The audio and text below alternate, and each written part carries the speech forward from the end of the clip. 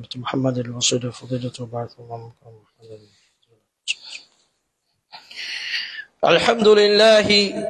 الحمد لله الذي صب الماء صبا وشق الأرض شقا وأنبت فيها حبا وعنبا وقضبا وزيتونا ونخلا وحدائق غلبا وفاكهة وأبا متاعا لكم ولأنعامكم وأشهد أن لا إله إلا الله وحده لا شريك له جعل من الماء كل شيء حي وأشهد أن محمدا عبده ورسوله يا أيها الذين آمنوا اتقوا الله حق تقاته ولا تموتن إلا وأنتم مسلمون.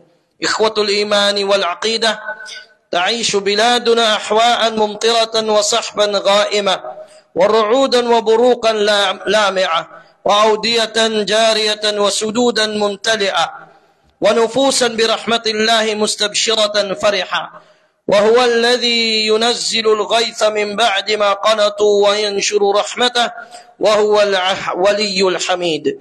نسأل الله أن يجعلها سقيا رحمة لا سقيا عذاب ولا بلاء ولا هدم ولا غرق، وأن يعم بنفعها وبركتها البلاد والعباد إنه هو الولي ذلك والقادر عليه. Mga kapatid, sa pananampalatayang Islam, nasa ika-13 na tayo ng Muharram, taon 1446 ng Hijrah. Dalangin natin sa Allah subhanahu wa ta'ala na bigyan niya patayo ng sigla at kasigasigan sa ating mga gawain upang maisakatuparan ang kanyang mga pinag-uutos sa atin.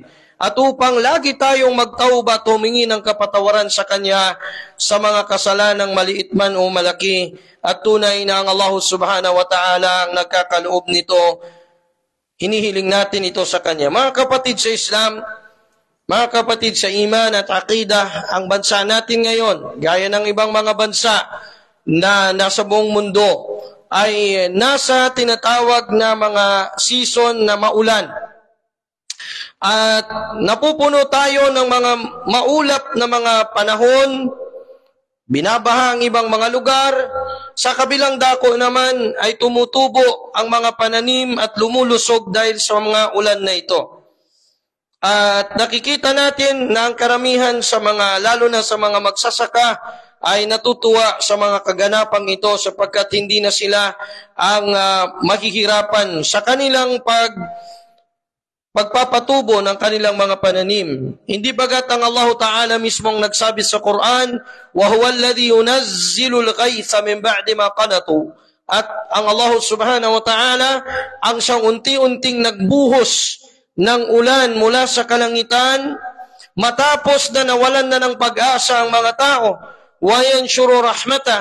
At ipinangangalat niya ang kanyang awa, ang kanyang rahma. وَهُوَ الْوَلِيُّ الْحَمِيدُ. At ang Allah Ta'ala ang siyang tagapangalaga at siyang pinakakapuri-puri sa lahat. Dalangin natin sa Kanya na maging ito ay pagbuhos, ang ulan na ito ay buhos ng kanyang awa at hindi ng kanyang parusa at hindi ng kanyang pagbibigay babala at parusa sa sino mang mapaggawa ng pagkakasala at sumusuway sa Kanya. Allahumma amin. Mga alipin ng Allah Ta'ala, ang o ang tubig, ayatun min ayatillah. Ito ay kabilang sa mga patunay at katibayan ng Allah Ta'ala. At dalil ito patunay ng kanyang kapangyarihan. Sinabi ng Allah Ta'ala sa Quran Al-Karim, Ba'da a'udhu billahi minash shaitanir rajim, وَجَعَلْنَا مِنَ الْمَاءِ كُلَّ شَيْءٍ حَيٍّ أَفَلَا يُؤْمِنُونَ. At ang Allah Ta'ala, ang siyang naglikha, umusbong mula sa tubig, nilikha mula sa tubig ang lahat ng may buhay. Afala yu'minun. Hindi baga sila maniniwala o mananampalataya, samantalang sila nagmula dyan sa tubig na iyan, at sa tubig na ito ay nagkaroon sila ng buhay o naging tao sila. Naam, al-ma'u ni'matun min Allah jalila, wa hibatun min al-khaliqi jamila. Ang ang tubig ay ni'mah, biyaya mula sa Allah Ta'ala, at ito ay handog ng Allah Ta'ala o kaloob ng tagapaglikha na napakagandang uri ng kaloob para sa atin. Ang tubig na ito ay napakahalaga.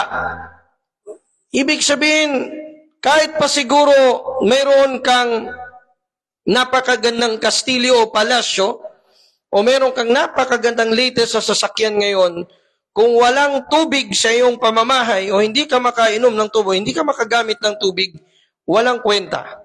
Lahat ng mga bagay na yan na meron ka. Kaya ito ay aghla mafkudin wa arkhasa mawjudin. Ito yung hinahanap nating lahat na napakahalaga. Water interruption lang kunti sa atin, magrereklamo na tayo sa Davao City Water District at lahat. Hindi ba?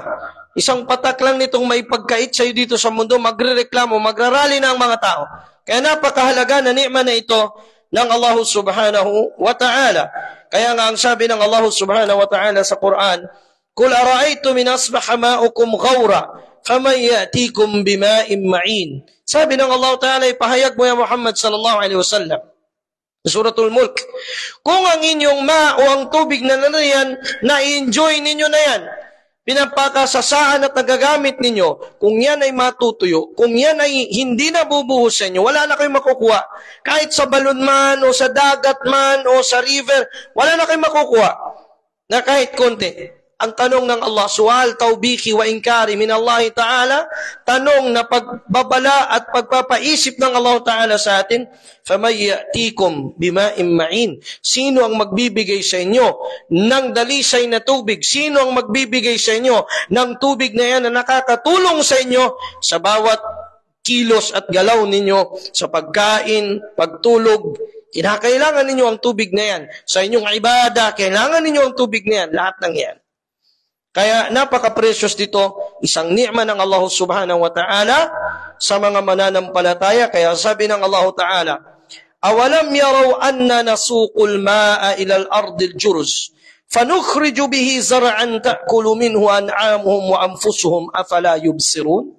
Sabi ng Allah ta'ala, hindi ba ganila naiisip? Di ba nila long sin Allah ta'ala kapag kanala, natawa kapag inuinuhan, kapag pamandugahan, long sin Allah ta'ala, anna nasukul ma, ang tubig na iyan ay aming tinataboy, parang patungo sa lupa, sinasaboy namin patungo sa lupang napakatuyo. Sa panahon ng tagtuyot, fanukhriju bihi, mula doon ay ilalabas namin ang zara, ang mga pananim nila, ang mga sinasaka nila, ta'kulu minhu, na kumakain ang inyong mga hayop na alaga rito, at ang mga sarili ninyo, afala yubsirun, hindi ba nila ito nakikita? Ibig sabihin ng Allah subhanahu wa ta'ala dito, tubig na yan, hindi mo kayang tumbasan sa Allah ta'ala. Hindi mo kayang mawala kung walang tubig na yan. Bakit ka sasamba ng iba bukod sa Kanya? May pa ka makapagsirik pa Allah subhanahu wa ta'ala. Tubig yan, di mo karausan ni pakwa, dahin kay mo. Hindi mo kaya, di ka kagaga. Hindi mo kaya sa sarili mo na ikaw magpapalabas dyan mula sa wala. Pero sa kabila nito ay kumikilala pa rin ang tao ng iba bukod sa Allah Ta'ala. Hindi ba tayo nagtataka?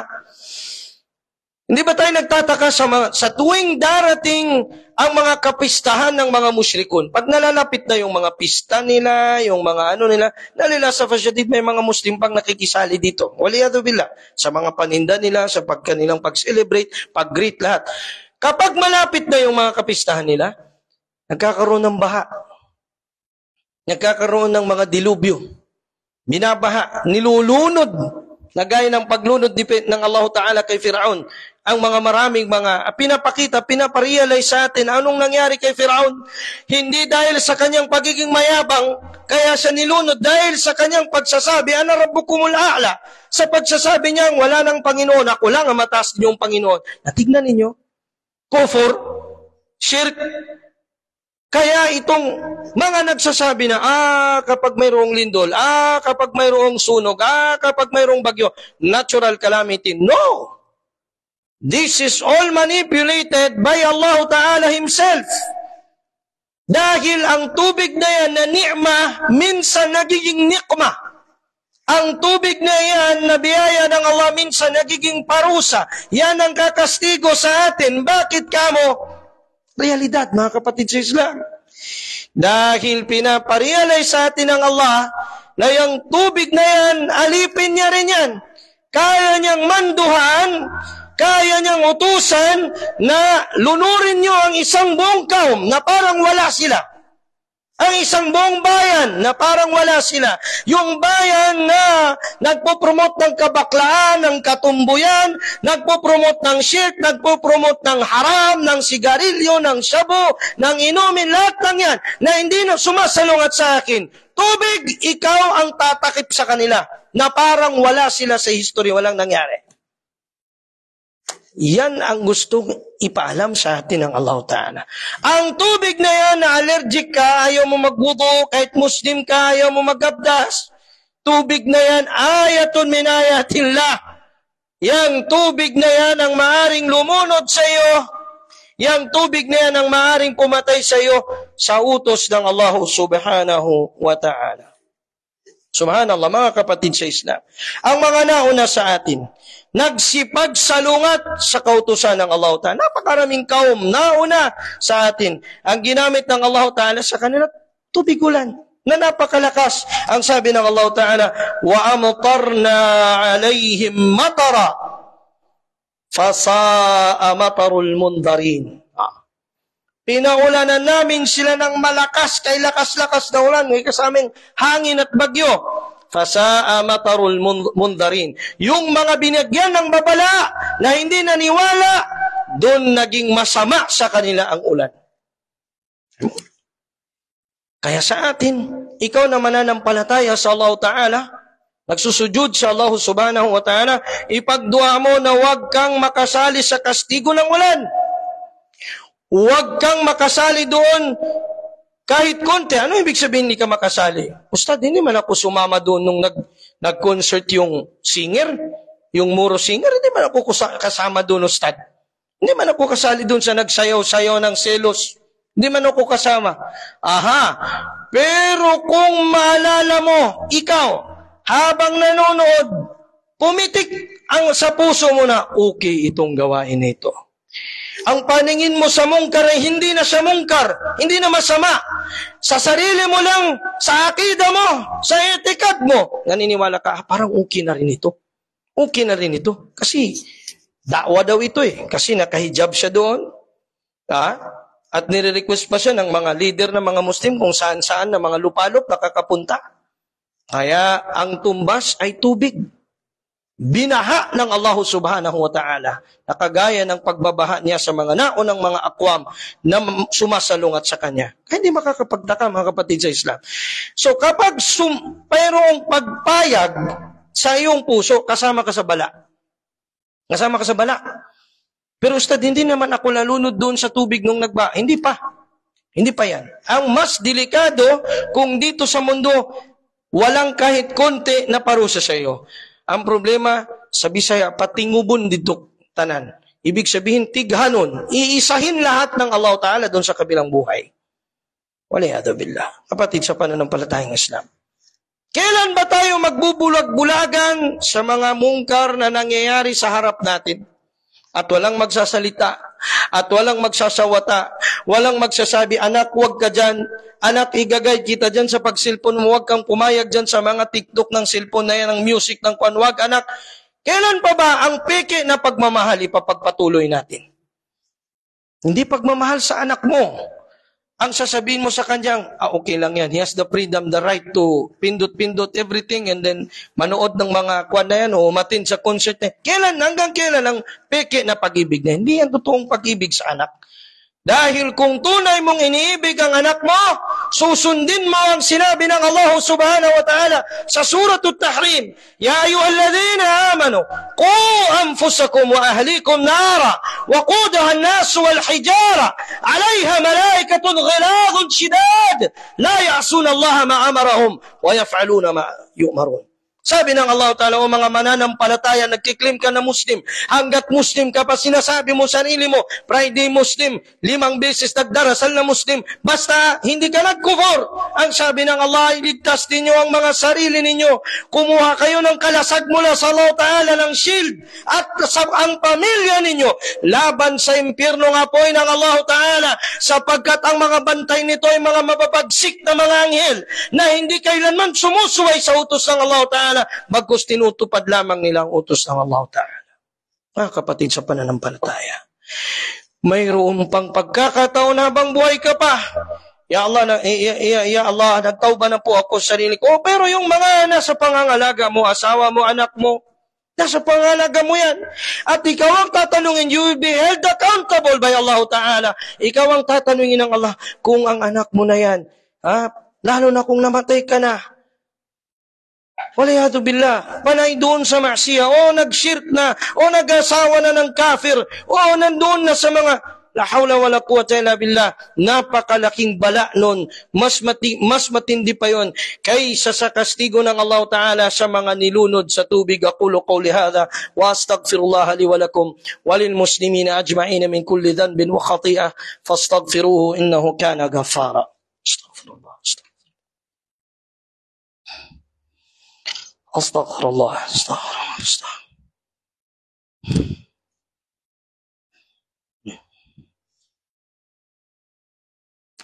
Alhamdulillah wa kafa wassalatu wassalamu ala ibadihi alladhina istafa wa la siyama ala nabiyyina Muhammad ibn Abdullah wa ala alihi wa sahbihi wa man wala. Mga kapatid sa pananampalatayang Islam, tuwing uulan ang dua natin, Allahumma sayyiban nafi'ah. Ya Allah, nawa ang ulan na ito ay maging pakipakinabang po sa amin. Kaya kung malakas na masyado na may kasama ng hangin, ang sabi ang turo sa atin ng propeta sallallahu alaihi wasallam, Allahumma la alayna hawalayna wala alayna. Ya Allah, gawin mo po itong ni'ma sa amin. Ya Allah, papunta po ito sa mga audia, sa mga daanan ng tubig, sa mga tuyot na mga sapa o sa mga pananim.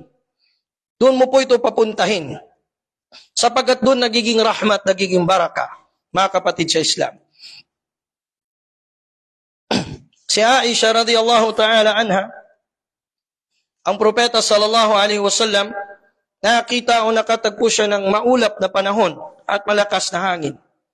At naiba ang pagmumukha ng Nabi sallallahu alaihi wasallam na obserbahan ni Aisha sa kanya. Nagtanong ang Aisha. Sabi niya, Ya Rasulullah, an-nasu idha ra'ul ghaim farihu. Ya Rasulullah, ang mga tao, kapag tuwing makikita nila ang ulap, makapal, lalo doon sa lugar nila, disyerto yun, natutuwa sila. Ikaw, Ya Rasulullah, parang hindi ka natutuwa. Raja'an an yakuna fil matar wa araka idha ra'aytu arifta fi wajhik lakal karahiyya. Sila ay umaasa na mayroong kabutihang dala ang ulan. Pero ikaw, Ya Rasul, nakita kita ngayon na malungkot ka. Nakasimangot ka. Anong sagot ng Nabi sallallahu alaihi wasallam? Ya Aisha, ma yu'minuni aw yu'minuni an yakuna fi adab. Qad 'udhiba qaumun birih wa qad ra'a qaumun al-adab. Qalu hadha 'aridu mumtirina. Subhanallah. Sumagot ang Nabi sallallahu alaihi wasallam, O Aisha, hindi ako sabi niya, paano akong mapapakali kung ang dala nito halimbawa ay parusa? Nakakasiguro ba kung hindi parusa ang dala nitong ulan? Sapagkat sabi niya, pinarusahan ng Allah Ta'ala sa pamamagitan ng bagyo at ulan at baha ang mga naunang mga bayan. At nakita ng mga tao yun. Sa panahon na nakita nila sa mata nila yung paparating na bagyo at lahat. Pero sinasabi nila, ito, ordinaryong ulan lamang. So tuloy tayo sa pagsasaya natin, tuloy tayo sa kabaklaan, tuloy tayo sa katumbuyan, tuloy tayo sa shirk, tuloy tayo sa kufur. At bumaha o bumagsak na lamang ang ulan. At nalipol silang lahat na parang walang katulad nila. Walang o hindi sila nag-exist sa mundo. Mga kapatid sa pananampalataya. Subhanallah. Tandaan natin na ang Allah subhanahu wa ta'ala nagpapadala ng ulan, nagpapadala ng hanging habagat o amihan, nagiging ni'ma o biyaya ito sa mga mananampalatayang sumusunod sa Allah Ta'ala.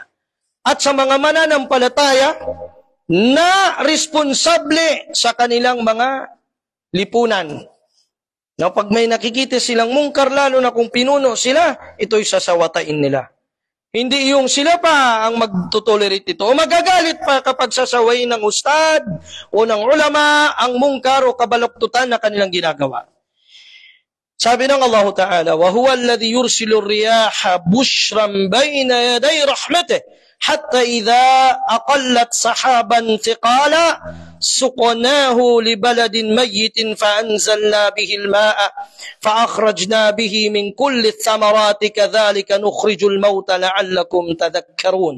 At ang Allah Ta'ala ang nagpapadala ng riyah, ng hangin na yan, bushra, bilang magandang balita mula sa rahma o awa ng Allah Ta'ala. Hatta idha aqallat sahaban, kapag gumani ka ang ulap, sekalan, ang yaong mabigat na pagaan ng mga ulap na magaan, yaong mabibigat at makakapal, suknahu li balad. Ang nangyayari ay amin itong pinubuhos bilang ulan mula sa ulap na iyon at sa hangin na iyon na namuo doon sa mga lugar na patay o tigang. فَأَنْزَلْنَا بِهِ الْمَاءَ, binababa namin ang tubig. فَأَخْرَجْنَا بِهِ مِنَ كُلِّ ثَمَرَاتٍ, lahat ng mga pananim ay tumutubo. كَذَلِكَ نُخْرِجُ الْمَوْتَ, ganoon na lamang namin buhayin ang patay, sabi ng Allah Ta'ala. لَعَلَّكُمْ تَذَكَّرُونَ, upang sila ay makapag-isip, upang sila ay makapagpasalamat sa Allah Ta'ala. Pero ano ang pasasalamat na meron tayo? Wala. Bad trip ika, sabi niya pag ulan. Imbis na magsabing Allahumma sayyiban nafi'a, ulan na naman.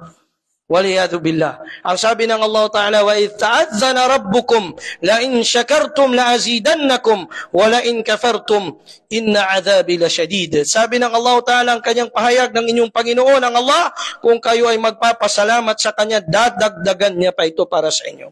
Dadagdagan niya ang comfort o yung tinatawag na kabutihan sa inyo at tumanina sa inyong puso kung marunong kayo magpasalamat sa Allah sa bawat ni'ma, sa bawat biyaya ng kanyang binibigay, maliit man o malaki. At ang sabi ng Allah, kung kayo naman magkufur, tunay na napakatindi ng aking parusa sa inyo. Mga kapatid sa pananampalataya, ang dapat na gawin natin ay magdua sa paglakas ng ulan. Allahumma sayyiban nafi'a, Allahumma hawalayna wala alayna, ila akhir dua. At pagkatapos ay may nababanggit sa Sahih Tirmidhi na kabilang sa mga panahon na mustajab o tatanggapin ng Allah ang dua kapag sobrang malakas ang ulan. Doon tatanggapin ng Allah subhanahu wa ta'ala ang mga dua natin. Kabilang yun sa mga tinatanggap ng Allah Ta'ala ang dua. Kaya, mga kapatid, i-check natin sa ating mga sarili, sa ating mga pamilya. Kami ba, para sa akin ba, ang tubig ba na ito ay ni'ma o ni'ma ng Allah? Ito ba ay biyaya o parusa ng Allah Ta'ala sa akin? Kapag sumusunod ka sa Allah Ta'ala, alhamdulillah, yan ay biyaya sa iyo. Kung binaha ka man sa bahay mo, reminder ng Allah Ta'ala yan sa iyo, upang magbalik loob ka sa mga fi kulli saghiratin wa kabira, sa bawat maliit man o malaking kasalanang nagawa mo, mag-istighfar ka, magtauba ka sa Allah Ta'ala. Baka sa sala mo, sa sambahayang mo may problema. Baka yung sambahayang mo ng Fajar, alas 10 na ng umaga araw-araw, mga 5 araw o 2 buwan ng alas 10 ng umaga mo ginagawa. O baka ang zuhur mo, saka ka magduhur pag talagang mauubos na patungong asar. Kasi sa Mobile Legends mo o kakagawa mo ng mga bagay sa dunya at iba pa.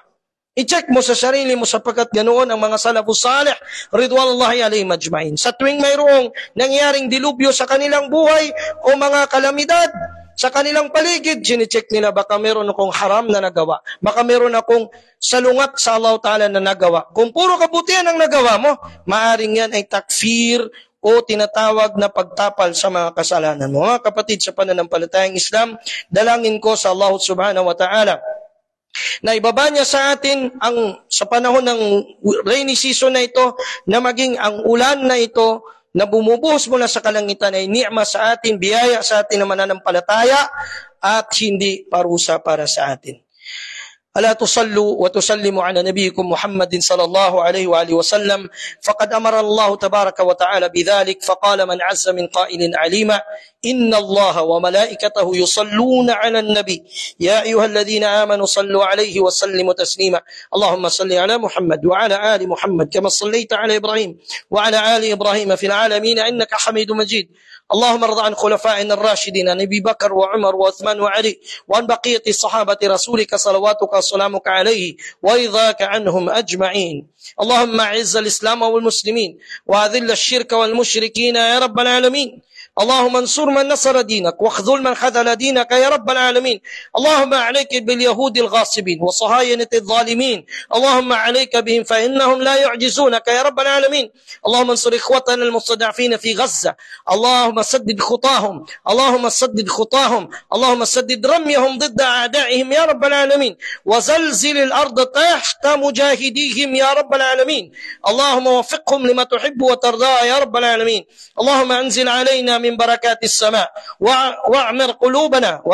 واعمر قلوبنا بطاعتك يا أرحم الراحمين. اللهم كما أغثت بلادنا بالأمطار فأغث قلوبنا بالإيمان واليقين، وأقر أعيننا بنصر الإسلام والمسلمين. اللهم أصلح حالهم واجمع كلمتهم ووحد صفوفهم، وقهم شر أنفسهم وشر عدوهم. اللهم أمنا في الأوطان والدور، وأصلح الأئمة وولاة الأمور من المسلمين يا رب العالمين. وصل اللهم وسلم وبارك على نبينا محمد وعلى آله وصحبه أجمعين، والحمد لله رب العالمين. عباد الله، قوموا إلى صلاتكم.